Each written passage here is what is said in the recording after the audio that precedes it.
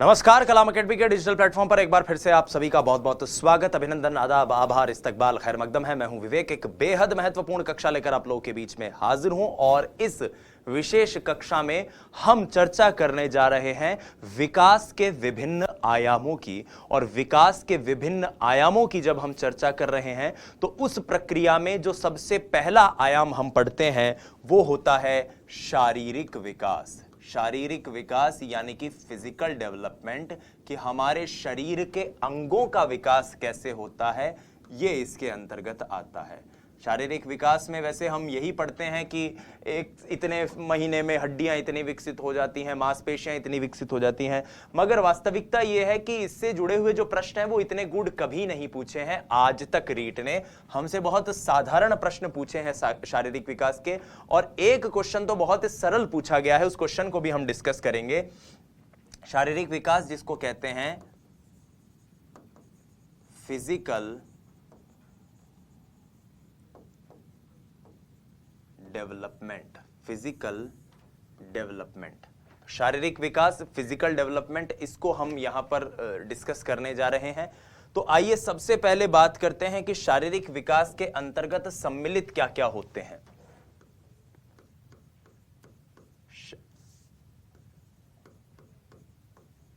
शारीरिक विकास में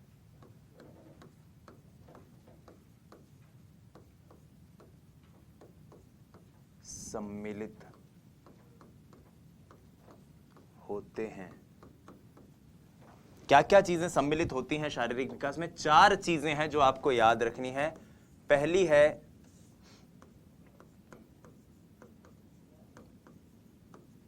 स्नायु मंडल, जिसको हम कहते हैं नर्वस सिस्टम।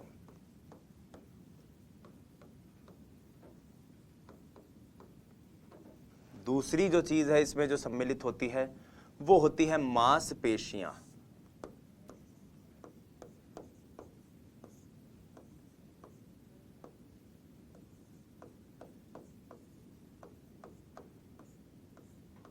पेशियां, मसल्स। तीसरी जो चीज शारीरिक विकास में सम्मिलित होती है वो होती है अंतःस्रावी ग्रंथियां। अंतःस्रावी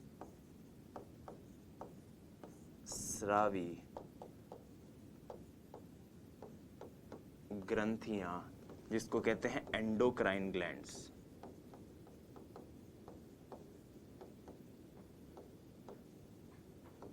और चौथी चीज जो इसमें होती है शामिल, वो होती है शारीरिक संरचना। शारीरिक संरचना, जिसको हम कहते हैं फिजिकल स्ट्रक्चर।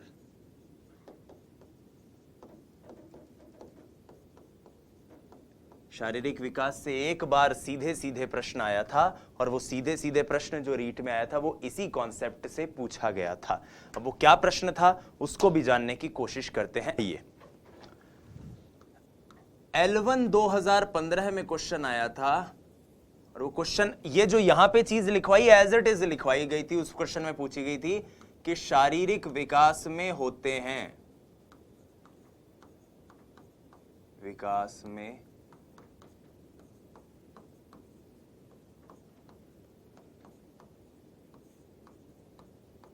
सम्मिलित है। ऑप्शन ए था स्नायु मंडल, ऑप्शन बी था मांसपेशियों में वृद्धि,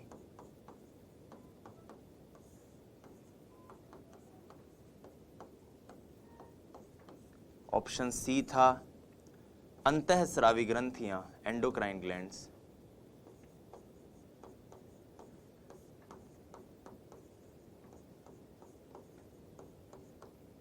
और ऑप्शन डी है उपरोक्त सभी।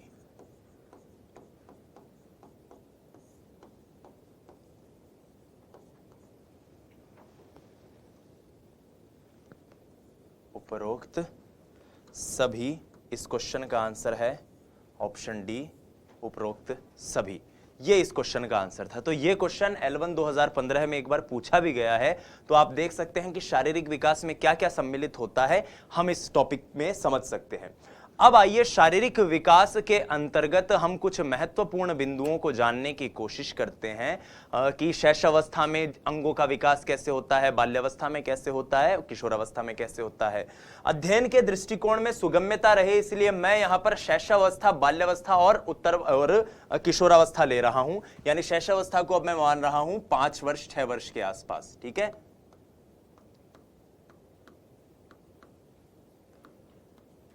हालांकि ये जो पॉइंट्स मैं यहां पे लिखा रहा हूं ये इतने इंपॉर्टेंट है नहीं, मगर अपने को समझने चाहिए। सबसे पहले बात करते हैं शैशवावस्था में। तो एक चीज तो आपको पता है कि शैशव अवस्था में तीव्र शारीरिक विकास होता है। तीव्र शारीरिक विकास, शारीरिक विकास की जो गति होती है वो प्रथम 2 वर्षों में बहुत ज्यादा होती है, बहुत तेजी से शारीरिक विकास होता है। अब कुछ एक एक पॉइंट जानने की कोशिश करते हैं। सबसे पहले बात करते हैं लंबाई की। लंबाई की यानी कि हाइट की। तो जन्म के समय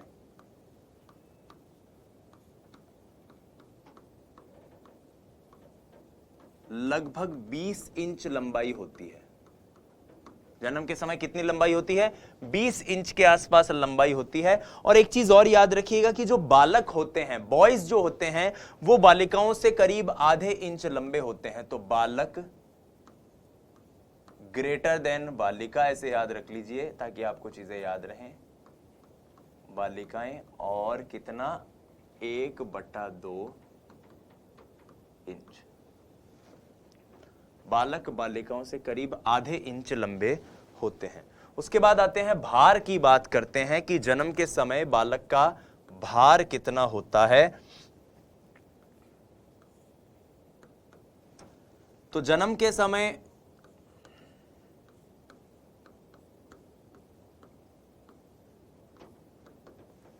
समय क्या होगा?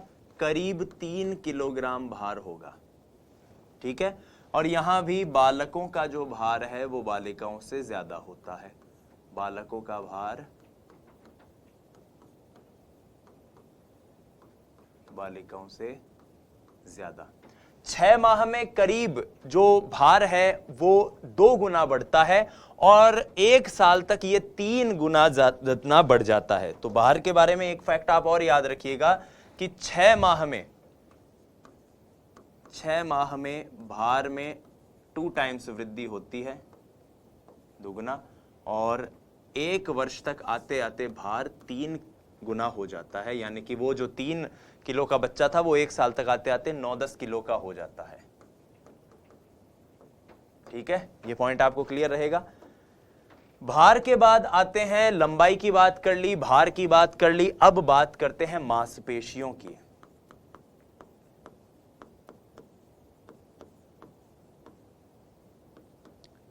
मांसपेशियां, इनका वजन जन्म के समय कुल वजन का लगभग 23% होता है। यानी कुल वजन जो बच्चे का होगा उसका लगभग 23% वजन जो है वो मांसपेशियों का होगा। फिर बात करते हैं हड्डियों की।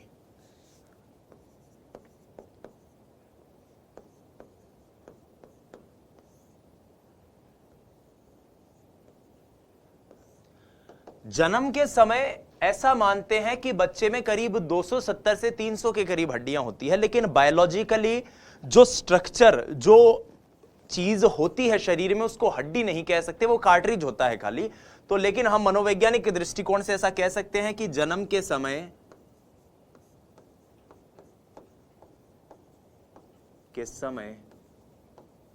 270 हड्डियां होती हैं। हड्डियां होती हैं और धीरे धीरे ये एक दूसरे से जुड़कर, इनमें बहुत सारी जो चीजें हैं इनमें एक दूसरे से जुड़कर ये 206 एंड में जो व्यक्ति में होती है उनमें ये निर्मित होती है। लेकिन आपको यहां पर एक शब्द याद रखना है और वो शब्द है अस्थीकरण। अस्थीकरण। आप कहेंगे अस्थिकरण क्या होता है? अस्थिकरण यानी कि ऑसिफिकेशन। अस्थिकरण से अभिप्राय है साथियों हमारी हड्डियों का मजबूत होना, कि हम खनिज, फास्फोरस, लवण आदि जब शरीर के अंदर जाते हैं तो वो हमारी हड्डियों को मजबूत बनाते हैं, और यही हड्डियों के मजबूत होने की प्रक्रिया क्या कहलाती है? अस्थिकरण कहलाती है। हड्डियों के मजबूत होने की प्रक्रिया, हड्डियों के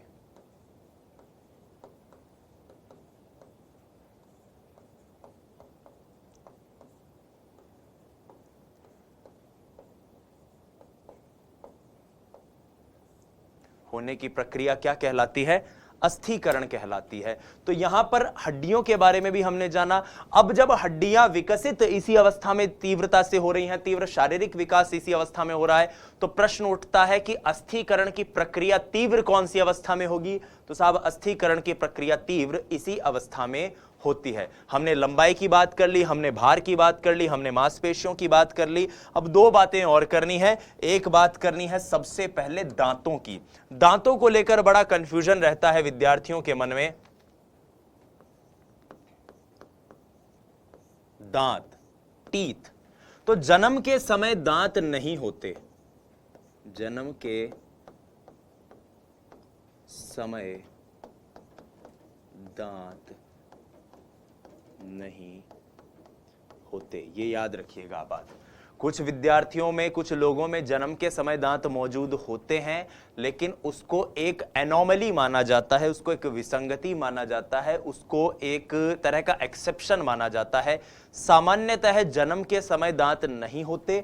लेकिन एक फैक्ट और आप याद रखिएगा कि दांत जन्म के समय होते तो नहीं है, लेकिन टूथ फॉलिकल्स जरूर हमारे दांतों में उस वक्त मौजूद रहते हैं, जबड़े में मौजूद रहते हैं। इसलिए एक फैक्ट और आता है कि दांतों का विकास कब होता है। आपको लगता होगा कि साहब जन्म के समय नहीं होते, इसका मतलब दांत विकसित जन्मने के बाद होते हैं। गलत। दांतों का विकास गर्भावस्था में होता है, लेकिन दांतों का प्रकटीकरण, दांतों का दिखाई देना कौन सी अवस्था में आता है? कब? जन्म के बाद, शैशव अवस्था में। दांतों का विकास गर्भावस्था में लेकिन हो जाता है। एक चीज और है, व्यक्ति जब 4 से 6 माह का होता है, कभी 7 माह भी कई किताबों में लिख दिया जाता है, कहीं जगह 8 भी लिखा जाता है, कंफ्यूज नहीं होना है, तब व्यक्ति में अस्थायी दांत आते हैं, और इन अस्थायी दांतों को कहा जाता है दूध के दांत। अस्थायी दांत, दूध के दांत।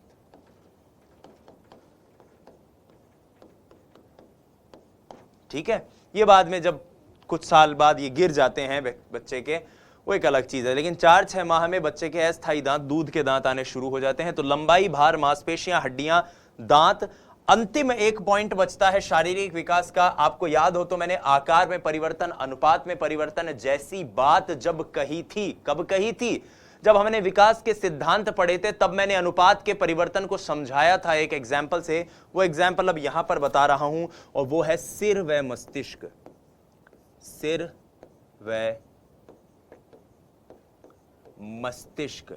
आपको याद है मैंने उस वक्त क्या बात बताई थी आपको? मैंने उस वक्त यह कहा था कि जन्म के समय जो सिर की लंबाई होती है वो व्यक्ति की कुल लंबाई का 1/4 होती है। यानी हमारा जो सिर है वो बहुत बड़ा होता है, 1/4 होता है उस वक्त। ठीक है, तो सिर की लंबाई कुल लंबाई की 1/4। सिर की लंबाई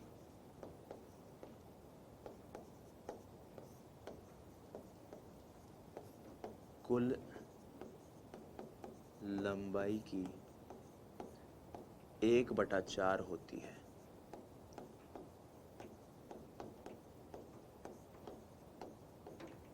ठीक है, कुल लंबाई की 1/4 होती है। मस्तिष्क का जन्म के समय भार जो होता है, मस्तिष्क का जो भार होता है विद्यार्थियों, मस्तिष्क का भार होता है 350 ग्राम। मस्तिष्क का भार 350 ग्राम होता है जब व्यक्ति जन्म लेता है। तो एक चीज और याद रखिएगा, 6 बरस तक आते आते व्यक्ति के मस्तिष्क का 95% विकास हो जाता है, और एक सामान्य व्यक्ति का 6 वर्ष का जब वो होता है तब मस्तिष्क का भार होता है करीब 1250 ग्राम। कितना? 1 किलो 250 ग्राम, और एक वयस्क मस्तिष्क का, जो मेरा है, आपका है, एडल्ट जो मस्तिष्क है, उनका जो भार होता है वो होता है करीब 1400 ग्राम। इसलिए कहा जाता है कि 95% विकास मस्तिष्क का शैशव अवस्था में हो जाता है। तो 95% डेवलपमेंट जो होता है मस्तिष्क का मतलब मस्तिष्क की शक्तियों का नहीं, मस्तिष्क का आंगिक विकास, फिजिकल डेवलपमेंट कब हो जाता है? शैशव अवस्था में।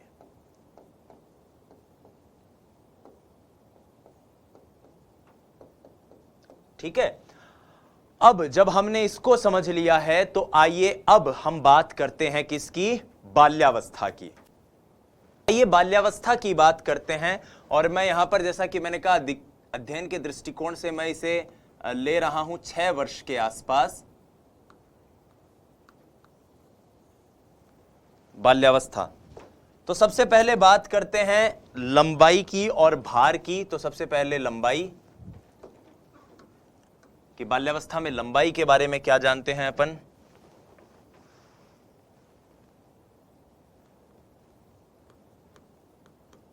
लंबाई प्रतिवर्ष 2 से 3 इंच की वृद्धि होती है। इंच की वृद्धि, नंबर 1। अब बाल्यावस्था में बाजी पलटती है, बालिकाओं की लंबाई ज्यादा होती है बालकों से। बालिका ग्रेटर देन बालक।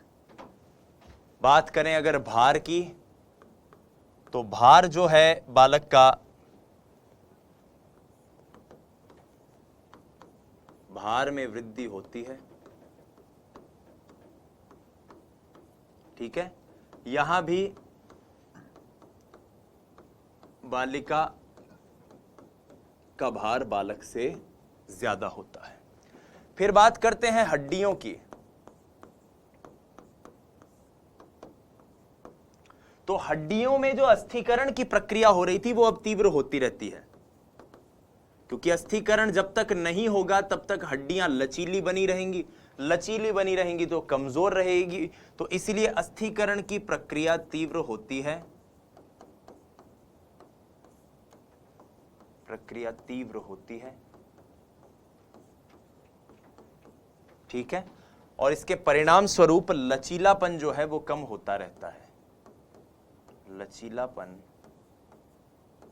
कम होता जाता है, लचीलापन कम होता जाता है। अगर मैं मांसपेशियों की बात करूं,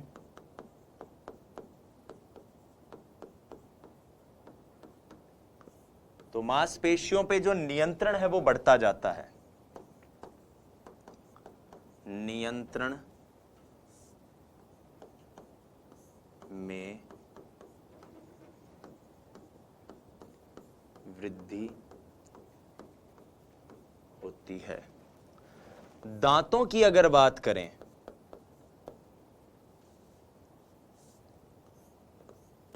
तो वो जो अस्थायी दूध के दांत थे वो टूट जाते हैं और 28 की संख्या में नए दांत आते हैं। ठीक है, दूध के दांत टूट जाते हैं। कुल दांत मनुष्य में 32 होते हैं, 28 अभी इसी अवस्था में आ जाते हैं।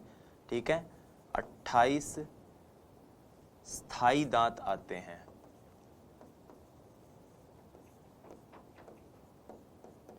दांत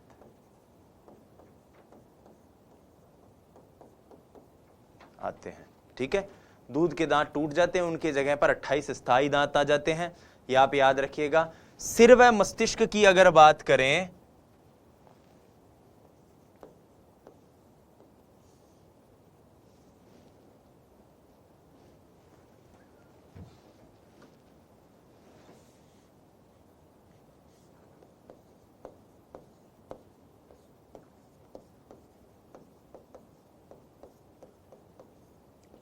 तो सिर व मस्तिष्क में ये याद रखिएगा कि जो अनुपातहीनता थी सिर व मस्तिष्क की वो कम हो जाती है। तो लिखिए अनुपातहीनता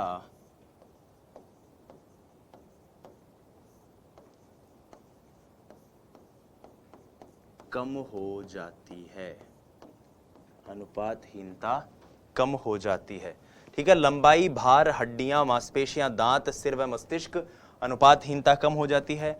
कुछ अन्य फैक्ट भी हैं जो आपको याद रखने होंगे, कुछ अन्य फैक्ट भी हैं जो आपको याद रखने होंगे। जैसे जैसे बच्चा बड़ा होता जाता है वैसे वैसे उसका दिल भी स्ट्रांग होता जाता है। एक बच्चा जब शैशव अवस्था में होता है, इसी अवस्था में जब हमने बात की थी, तो उसका दिल, खासतौर पर जब वो जन्म लेता है उस दौर में, उसका दिल 1 मिनट में 140 बार धड़कता है, बीट्स। अब आप सोचो, सामान्यतः हम 1 मिनट में 72 बार दिल को धड़का देते हैं, और एक बच्चा जो है उसका हृदय जो है वो 140 बार धड़क रहा है। इसका मतलब जस्ट डबल, आज एक वयस्क का दिल जैसे धड़कता है उसका जस्ट डबल धड़कता है। तो इस तरह की चीजें भी कम होती जाती हैं। आप जानते हैं शैशव अवस्था में जो कामांग होते हैं वो परिपक्व नहीं होते, तो कामांग भी अब 10-12 साल तक आते आते परिपक्व होने लग जाएंगे। तो कामांगों की परिपक्वता आएगी, प्यूबर्टी स्ट्राइक होनी इस अवस्था के एंड में शुरू हो जाती है। खास तौर पर बालिकाओं के जो गुप्तांग होते हैं, कामांग होते हैं, यौवनांग होते हैं, वो ज्यादा तीव्रता से बढ़ते हैं बजाय बालकों के। ठीक है, तो ये कुछ चीजें हैं जो हमने बाल्यावस्था के बारे में जानने की कोशिश करी। अंत में बात करते हैं किशोरावस्था की। किशोरावस्था में कुछ इतना इंपॉर्टेंट हमें रीट के दृष्टिकोण से जानना नहीं है, आपको मैंने पहले बता ही दिया है। किशोरावस्था,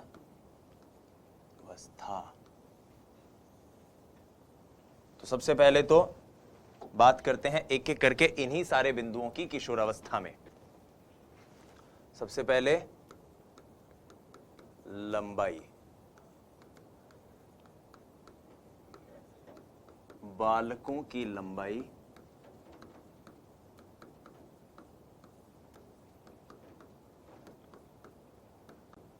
बालिकाओं से अधिक हो जाती है,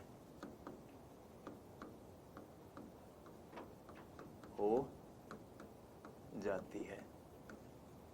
ठीक है, भार की बात करें तो भार में भी ये बात याद रखनी है कि बालकों का भार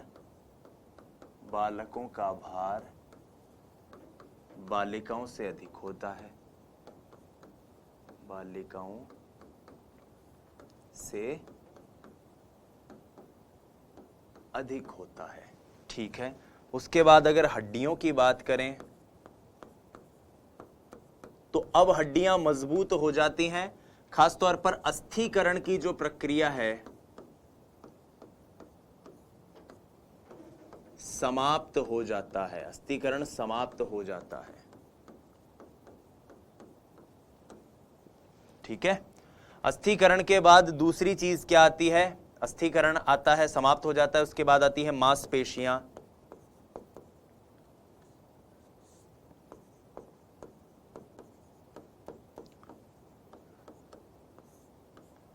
मांसपेशियों में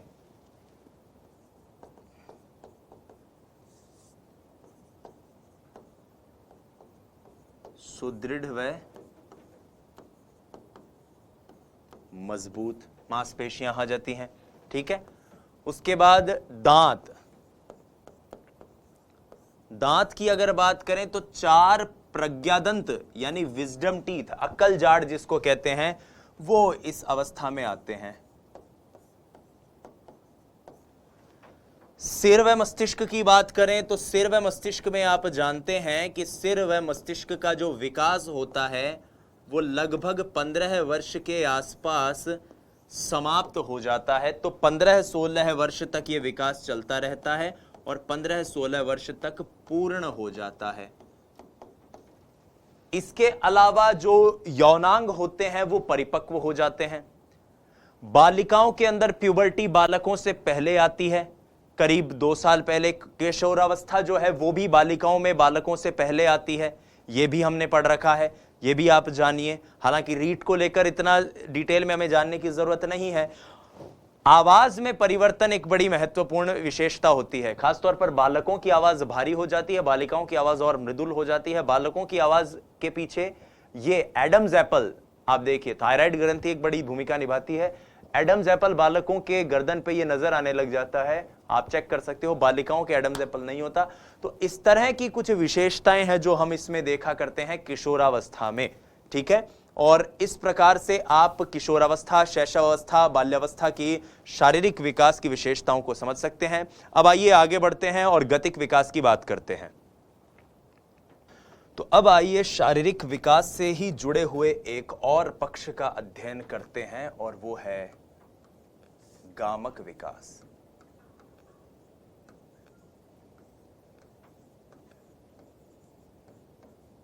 गामक विकास, जिसको मोटर डेवलपमेंट कहा जाता है।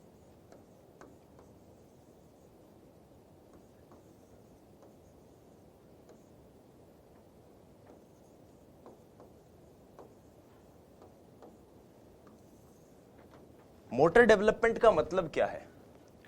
मोटर डेवलपमेंट का मतलब यह है साथियों कि हमारा शरीर तो ग्रो हो गया, हमारा शरीर तो बढ़ गया। आपने देखा, अभी इससे पहले हम शारीरिक विकास में यही चर्चा कर रहे थे कि हड्डियां कैसे बढ़ती है, मांसपेशियों का विकास कैसे होता है, लंबाई कितनी बढ़ती है, वजन कितना बढ़ता है। लेकिन मनुष्य के केवल अंगों का विकास हो जाना ही मनुष्यता का विकास नहीं है, उसकी क्रिया शक्ति का विकास नहीं है। हम इन अंगों का, इन मांसपेशियों का कितनी कुशलता से उपयोग कर सकते हैं, यह भी उतना ही महत्वपूर्ण है, यह भी उतना ही महत्वपूर्ण है। तो इस चीज को लेकर गामक विकास सामने आता है। गामक विकास को लेकर एलिजाबेथ हरलॉक का कथन है,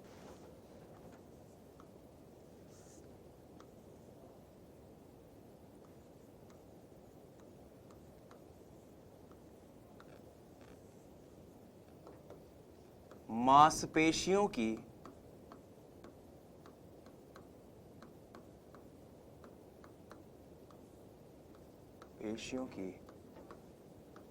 उन गतिविधियों का नियंत्रण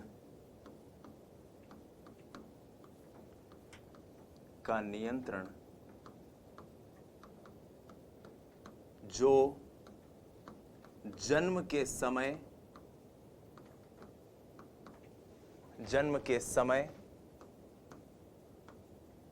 और जन्म के पश्चात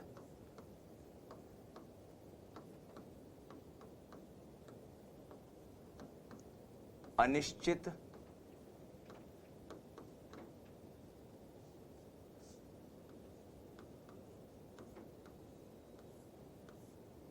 और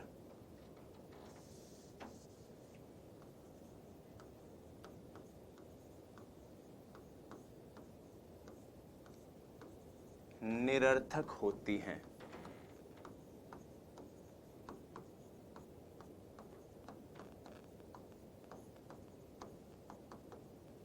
हम जो भी काम कर रहे हैं, मैं आपको आज पढ़ाते समय इस मार्कर का कैसे उपयोग कर रहा हूं, बात करते समय मेरी गर्दन जो है मेरी बात को सपोर्ट कर रही है, मेरे हाथ मेरे बातचीत का सहयोग कर रहे हैं, और उसके समर्थन में अपनी भूमिका या भंगिमाओं के जरिए मैं आपको चीजें समझा रहा हूं। ये सभी चीजें, ये सभी क्रियाकलाप जिस एक विकास के आयाम के अंतर्गत आते हैं, वो है गामक विकास। इसी गामक विकास को लेकर क्रो एंड क्रो का कथन है,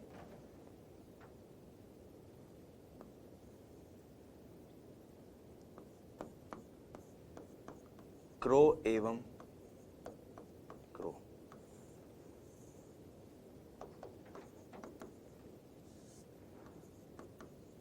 स्नायुमंडल व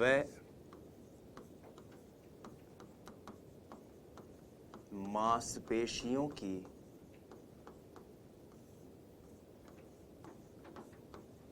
क्रियाओं के समीकरण द्वारा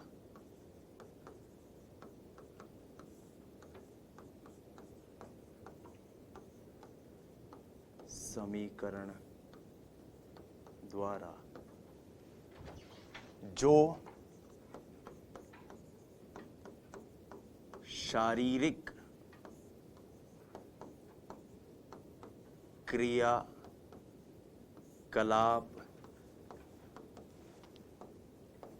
संभव है,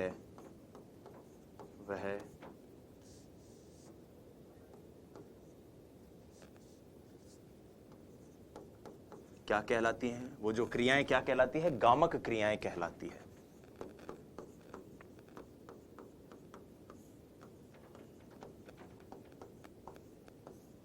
भाई सिंपल सी बात है, हमारा स्नायुमंडल, हमारा नर्वस सिस्टम, उसकी मदद से, मांसपेशियों की मदद से हम जो भी शारीरिक गतिविधि कर रहे हैं, वो शारीरिक गतिविधि क्या कहलाती है? गामक गतिविधि कहलाती है। और उसी गतिविधि का विकास होना क्या कहलाता है? गामक विकास कहलाता है। अब ये आप कह रहे हैं कि दो कथन क्यों बताए? ये कथन मैं इसलिए बता रहा हूं क्योंकि मैं आपको एक तीसरा कथन और बताऊंगा, और वो तीसरा कथन है गैरीसन का। गैरीसन का ये कथन मैं इसलिए बता रहा हूं क्योंकि गैरीसन के इसी कथन से एक बार रीट सवाल पूछ चुका है। गैरीसन के इसी कथन से ये सवाल रीट पूछ चुका है कि गामक क्रिया या गामक विकास के अंतर्गत मुख्य वो कौन कौन से तत्व सम्मिलित होते हैं। शरीर के अंगों का विकास होना नहीं है, शरीर के अंगों की क्रियाविधि का विकास होना है, उसकी फंक्शनैलिटी का विकास होना है। और उस फंक्शनैलिटी के विकास में जो मुख्य 3 तत्व आते हैं वो आते हैं शक्ति,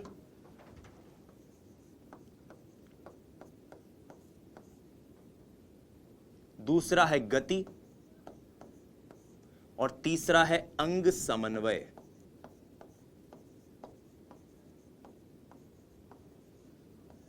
पहली चीज स्ट्रेंथ हो,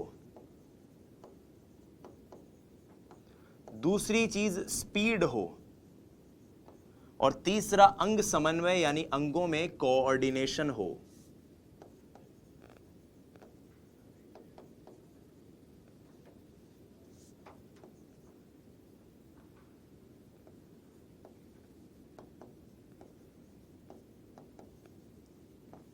ये आपको ध्यान रखना है, शक्ति, गति और अंग समन्वय। अब इसको लेकर एक बार रीट ने क्वेश्चन पूछा था, और क्वेश्चन में यही था कि गामक विकास में क्या क्या सम्मिलित होता है, शक्ति, गति, अंग समन्वय, इसी की बात थी। केवल शक्ति से भी काम नहीं बनेगा, केवल गति से भी काम नहीं बनेगा, अंग का समन्वय भी हो केवल तो भी काम नहीं बनेगा, तीनों चीजें एक साथ होंगी तब काम बनेगा। और यहां पर हम ये कुछ महत्वपूर्ण बिंदु देखते हैं। इसके बाद आपको इस वक्त स्क्रीन पर एक फोटोग्राफ दिखाई दे रही होगी बच्चे की। पढ़ नहीं पा रहे होंगे तो परेशान होने की जरूरत नहीं है, मैं कोशिश करूंगा कि आपके स्क्रीन पर भी ये रिफ्लेक्ट हो, ना कि मेरे बैकड्रॉप पर भी। और ये जो ऑफिशियल डेटा है ये रॉबर्ट ए बैरॉन साहब की जो किताब है वहां से मैंने आपके लिए लिया है, ताकि ऑथेंटिकली आपको ये चीजें पता चलें कि कौन कौन सी अवस्था में, अवधि में, उम्र में या किस समय में व्यक्ति में कौन कौन सी गामक क्रिया परिलक्षित होती है।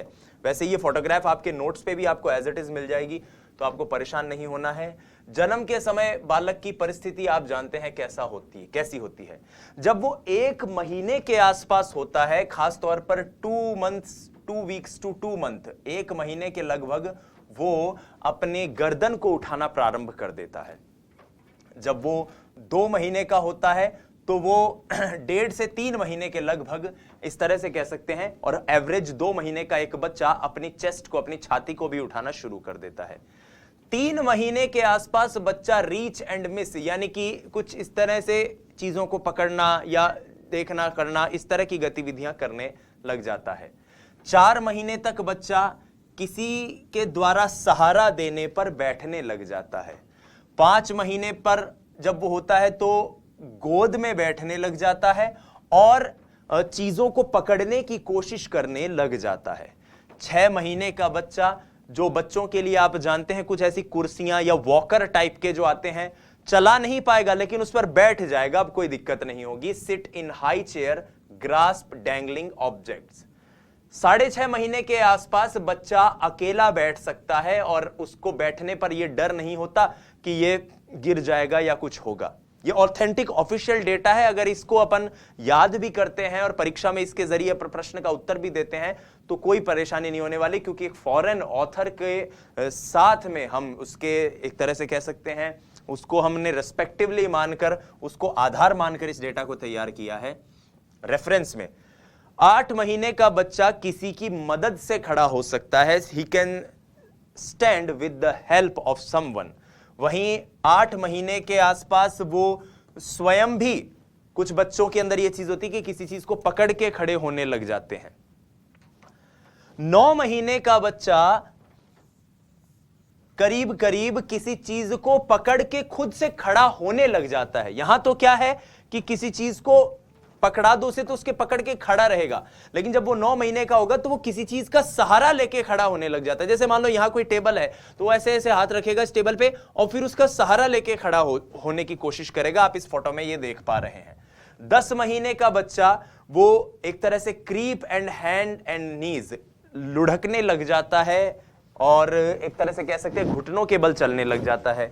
11 महीने का बच्चा इसी तरह से सीढ़ियां भी चढ़ सकता है, किसी चीज को घुटनों के बल चलते चलते सीढ़ियां भी चढ़ सकता है। 11 महीने के आसपास ही बच्चे में यह चीज देखने को मिलती है कि कोई हाथ पकड़े तो वो आगे चल सकता है और अकेला खड़ा भी हो सकता है और 12 महीने के लगभग बच्चा चलने लग जाता है। तो ये कुछ महत्वपूर्ण गामक गतिविधियां हैं जो हमने देखी, जो एक बच्चे के अंदर होती हैं और इन्हीं गामक गतिविधियों के विकास की बात गामक विकास के अंतर्गत हम किया करते हैं। अब हम गामक विकास को यहां पर इस पूरे सेक्शन के जरिए आप गामक विकास को समझ सकते हैं शैशव अवस्था में। शैशव अवस्था में आप गामक विकास को समझ सकते हैं कि शैशव अवस्था में गामक विकास कैसे होता है। अगली अवस्था में जो आपकी बाल्यावस्था किशोरावस्था होती है उसके गामक विकास को जानने के लिए हमें एक वर्गीकरण समझना पड़ेगा जिसको कहा जाता है चलन कौशल।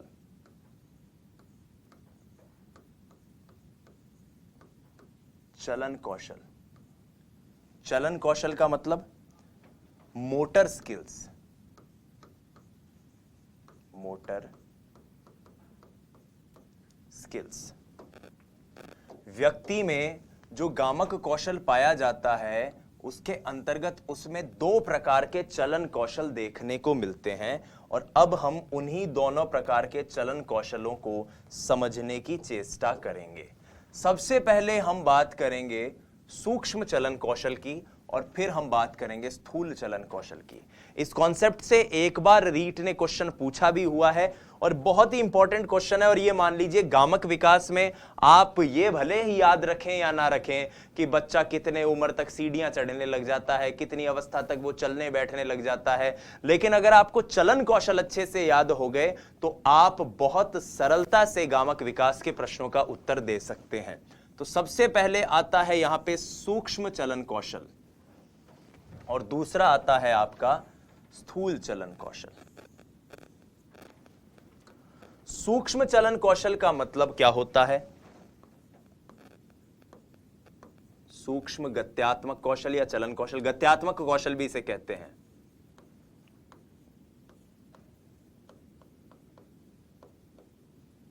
सूक्ष्म चलन कौशल,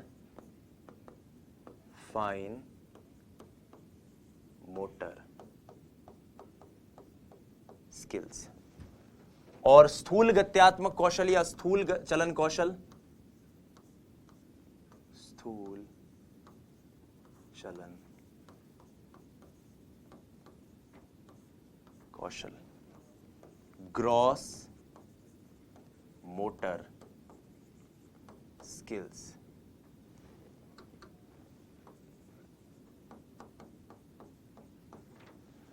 ग्रॉस मोटर स्किल्स और फाइन मोटर स्किल्स। अब ये gross motor skills, fine motor skill क्या होती है, ध्यान से सुनो। एक बच्चा जब गत्यात्मक कौशल को सीख रहा होता है या उसकी गत्यात्मक कौशल में जब विकास हो रहा होता है तो ये 2 तरीके से होता है। उसके ये गत्यात्मक कौशल 2 प्रकार से विकसित होते हैं, एक तो सूक्ष्म, एक स्थूल। इतनी सी बात याद रह जाएगी। अब सूक्ष्म को समझते हैं। जब भी हम कोई ऐसी गतिविधि करें जिसमें हमारी छोटी और सूक्ष्म मांसपेशियों का उपयोग हो रहा हो तो उसको क्या कहेंगे हम? सूक्ष्म चलन कौशल। जैसे आपको कोई बोले कि यार तेरे को पता है वो जो है हमारा दोस्त जो है उसकी अमेरिका में नौकरी लग गई, तो आप कहोगे हैं? अब ये जो है बोलते समय आपकी जो ये भौं की मांसपेशियां ये ऊपर हुई, तो ये क्या है? सूक्ष्म चलन कौशल। एक किसी ने कहा कि देख देख देख वहां पर जो है अमिताभ बच्चन आया हुआ है, तो आप भागते हुए जा रहे हो, तो भागते हुए जाने की प्रक्रिया में आपके हाथ पांव सब एकदम से बड़े लेवल पर काम कर रहे हैं, बड़ी मांसपेशियां उपयोग में आ रही हैं, तो ये क्या है? स्थूल चलन कौशल। तो यहां पर बस छोटी सी बात याद रखनी है हमें, सूक्ष्म चलन कौशल जहां पर छोटे स्तर पर मांसपेशियां या छोटी मांसपेशियां उपयोग हों, छोटी मांसपेशियां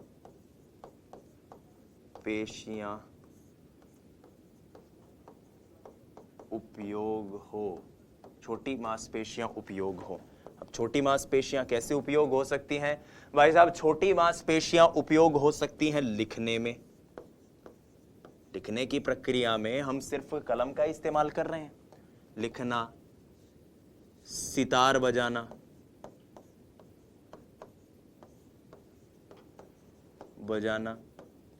स्वेटर बुनना,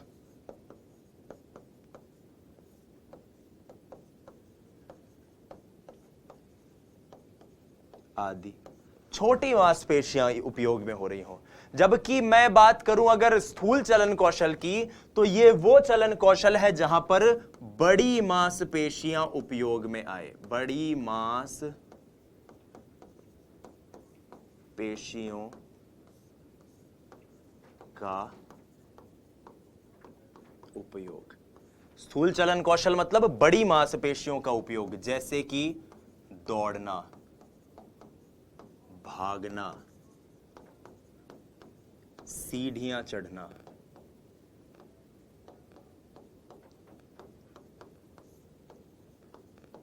रीट एक बार क्वेश्चन पूछ चुका है, निम्न में से कौन सा सूक्ष्म चलन कौशल है, निम्न में से कौन सा स्थूल चलन कौशल है? 4 एग्जाम्पल दिए थे और सीधा सीधा 1 नंबर का जुगाड़ था। तो इस तरह के क्वेश्चन जो बहुत सरलता से हम कर सकते हैं, उनके ऊपर पहला फोकस कीजिए। मेरे ख्याल से सूक्ष्म चलन कौशल और स्थूल चलन कौशल आपको अच्छे से क्लियर हो गया होगा कि क्या होता है स्थूल चलन कौशल, क्या होता है सूक्ष्म चलन कौशल। अब आइए रीट का वो प्रश्न देख लेते हैं जो रीट में एक बार पूछा गया था।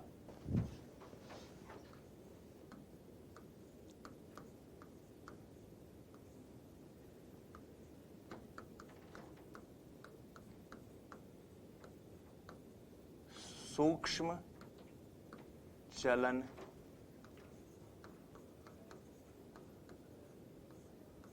कौशल का उदाहरण है। सूक्ष्म चलन कौशल का उदाहरण क्या है? ऑप्शन क्या थे? ऑप्शन में ए ऑप्शन था चढ़ना, बी था दौड़ना।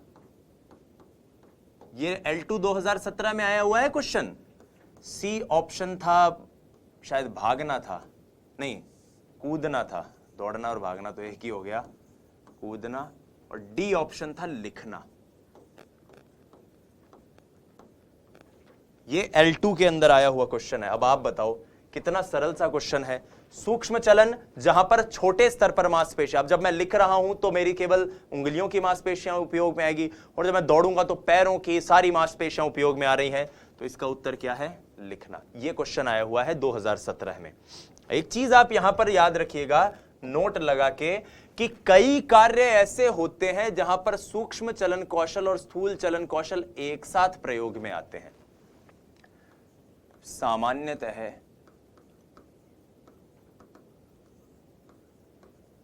हमारे दैनिक कार्यों में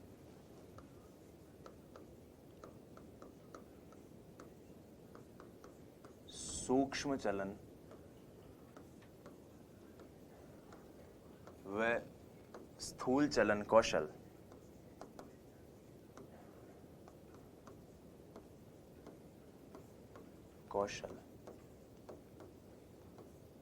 एक साथ